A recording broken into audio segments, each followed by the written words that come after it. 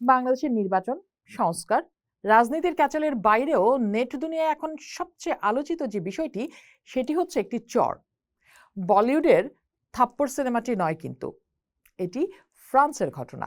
তাও আবার যেই সেই লোকের গালে চর নয় কিন্তু, স্বয়ং ফ্রান্সের প্রেসিডেন্ট এমানুয়েল ম্যাক্রোর গালে তার স্ত্রীর চর। ঘটনাটি ঘটেছে ২৬ মে ২০২৫-এ ভিয়েতনামে এক রাষ্ট্রীয় নৈশভোজের সময়। যদিও এটি নিয়ে গণমাধ্যমে, সামাজিক যোগাযোগ মাধ্যমে নানা রকমের আলাপ আসছে, এটি কেমন ছিল, সত্যিকারের চর ছিল কিনা, এই সব আলাপ একপাশে সরিয়ে রেখে যে আলাপটি আমরা সামনে আনতে চাই, সেটি হচ্ছে ম্যাকো ও তার চেয়ে ২৪ বছরের বড় স্ত্রী ব্রিজিতের মধ্যকার সম্পর্ক এবং এর পেছনের সত্যি গল্প। দ্য টাইমসের প্রতিবেদন অনুযায়ী ব্রিজিত ও এমানুয়েল ম্যাক্রোর সম্পর্কের সবচেয়ে আশ্চর্যের দিক হলো এর সত্যতা ও গভীরতা। ফ্রান্সে যখন বহু প্রেসিডেন্ট পরকীয়ায় জড়িয়েছেন, সেখানে ম্যাক্রোর কিশোর বয়স থেকে ব্রিজিতের প্রতি ভালোবাসা আর বিশ্বস্ততা অনেককেই অবাক করে। ব্রিজিত ম্যাক্রোর নতুন জীবনী বলছে, এই বিয়ে ফ্রান্সের রাজনীতিতে অন্যতম স্থির দাম্পত্য সম্পর্ক। ফরাসি সাংবাদিক সিলভি বোমেল ব্রিজিত ম্যাক্রোর নতুন জীবনী গ্রন্থ ইল ভনেই দাভোয়ার দিজ সেত অনে এই সম্পর্কের নানা দিক তুলে ধরেছেন। বোমেল মনে করেন, সাম্প্রতিক বছরগুলোতে নানা কেলেঙ্কারি ফ্রান্সের প্রেসিডেন্টদের পদকে যতটা হাস্যকর বা নাটকীয় করে তুলেছে, ৪৭ বছর বয়সী ম্যাক্রো এসব কিছুতে প্রভাবিত হননি। কারণ এর পেছনে তার স্থির পারিবারিক জীবন একটি বড় ভূমিকা রেখেছে। চলুন এই প্রেমের গল্পের একেবারে শুরু থেকে শুরু করি। ম্যাক্রো ও ব্রিজিতের প্রেম কাহিনী শুরু ম্যাক্রোর স্কুল জীবনে, যখন তিনি অমিয়েতে একটি বেসরকারি কলেজের ছাত্র ছিলেন। সেখানেই ফরাসি ভাষার শিক্ষক ছিলেন ব্রিজিত, যিনি তখনই বিবাহিত এবং অভিজাত সমাজে পরিচিত। তার স্বামী ছিলেন নামকরা ব্যাংকার আন্দ্রে লুই অজিয়ের এবং তাদের সংসারে ছিল ৩টি সন্তান। ১৯৯৪ সালের বসন্তে এই সম্পর্কের যখন সূচনা হয়, তখন ম্যাক্রোর বয়স ১৬ আর ব্রিজিত ৪০। দুজনে মিলে স্কুলের নাট্যদলের জন্য একটি নাটক নতুনভাবে সাজিয়েছিলেন। সেই নাটকের ফাঁকে ফাঁকে বড় হতে থাকে তাদের প্রেম বৃক্ষ। বোমেলের মতে তখন থেকেই মানুষের সামনে তাদের প্রেম দৃশ্যমান হচ্ছিল।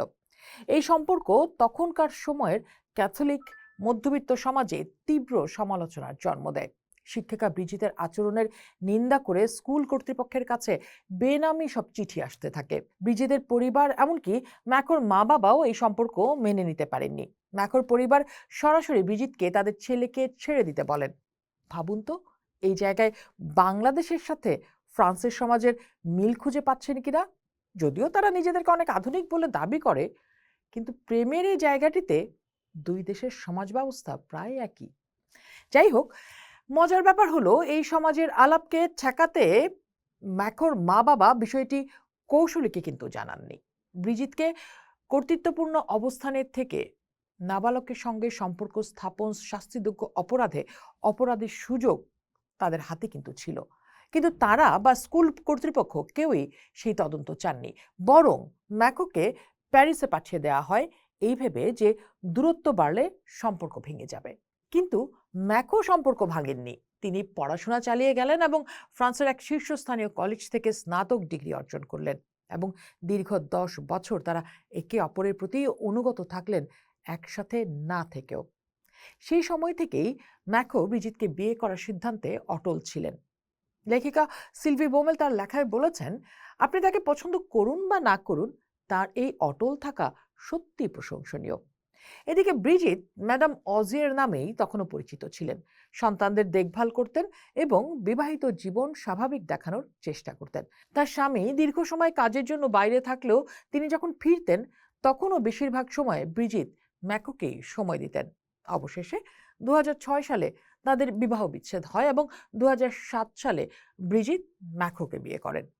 ব্রিজিত ম্যাক্রো সম্পর্কের শুরু থেকে এখনো পর্যন্ত তীব্র সমালোচনার শিকার হচ্ছেন। অনেকে তার সাহসের প্রশংসা করলেও ফরাসি সামাজিক রীতি ভাঙার কারণে তাকে অপছন্দও করেন অনেকে। প্রায়ই সংবাদপত্রের মন্তব্য বিভাগে বা এলিসি প্রাসাদে পাঠানো চিঠিতে তাকে নিয়ে অপমানজনক সব কথা লেখা থাকে। ফরাসি সাংবাদিক সিলভি বোমেল জীবনী গ্রন্থটি লিখতে যেয়ে বেশ গবেষণা করেছেন এবং সেখানে তিনি দেখেছেন ম্যাকোর চেয়ে ব্রিজিতের বয়স অনেক বেশি এবং ম্যাকো তার সন্তানদের চেয়েও ছোট। এই বিষয়টি অনেকের মনে এক ধরনের অবচেতন অস্বস্তি তৈরি করে। এই মানসিকতার থেকেই 2014 সালে ম্যাকো অর্থমন্ত্রী হওয়ার পর নানা গুজব ছড়াতে শুরু করে। একটি গুজবে বলা হয় ম্যাকো সমকামী, অন্যটিতে দাবি করা হয় তার স্ত্রী তরুণ ছেলেদের প্রতি আকৃষ্ট। বোমেল জানিয়েছেন সমকামিতার গুজবটি ব্যাপকভাবে ছড়িয়েছিল তখন, যদিও দীর্ঘ গবেষণার পর বোমেল এই গুজবগুলোর পক্ষে কোনো সত্যতা খুঁজে পাননি। বরং তিনি নিশ্চিত যে গত 50 বছরে ফ্রান্স এই প্রথম এমন একজন প্রেসিডেন্ট পেয়েছে যিনি সত্যিই একটি সুখী ও স্থিতিশীল দাম্পত্য জীবনে আছেন। তার মতে এই স্থিতিশীলতা ম্যাকোকে তার কাজে পুরোপুরি মনোযোগ দিতে সাহায্য করেছে। ম্যাকোকে যৌনতার প্রতি অনাগ্রহী বলেও একটি গুজব রয়েছে, কারণ অর্থ মন্ত্রণালয়ে কাজ করার সময় এক উপদেষ্টা জানিয়েছিলেন ম্যাকো তরুণীদের চেয়ে কাজের সাথে সময় কাটাতে বেশি ভালোবাসেন।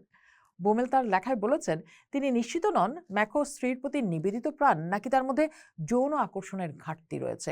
তবে তিনি ম্যাকোকে ডমিনিক স্ট্রস কানের মতো ব্যক্তিত্বের সম্পূর্ণ বিপরীত বলে মনে করেন, যিনি কেলেঙ্কারিতে জড়িয়ে রাজনৈতিক ভবিষ্যৎটিকে নষ্ট করে ফেলেছিলেন। তবে ইন্টারেস্টিংলি সিলভি বোমেল তার বইতে ব্রিজিতের প্রাক্তন স্বামী অজির বিষয়ে খুব বেশি তথ্য দিতে পারেননি, কারণ তেমন কোনো তথ্য খুঁজে পাননি তিনি। তার ধারণা ম্যাকোর উপদেষ্টারা ইচ্ছাকৃতভাবে অজিরকে ইতিহাস থেকে, অন্তত অনলাইন থেকে মুছে ফেলার চেষ্টা করেছেন। অজিরের মতো একজন উচ্চপদস্থ ব্যাংক কর্মকর্তা সম্পর্কে ইন্টারনেটে তথ্য না থাকা বেশ বিস্ময়কর বটে। যাই হোক, এই ব্যতিক্রমী দম্পতির গল্প প্রমাণ করে যে সামাজিক প্রতিকূলতা এবং বয়সের বিশাল ব্যবধান সত্ত্বেও পারস্পরিক ভালোবাসা, দৃঢ়তা ও প্রতিশ্রুতির জোরে একটি সম্পর্ক টিকে থাকতে পারে এবং তার রাজনৈতিক জীবনেও স্থিতিশীলতার উৎস হতে পারে। পোস্ট দেখুন, ভাবুন, করুন, পোস্টের সাথেই থাকুন।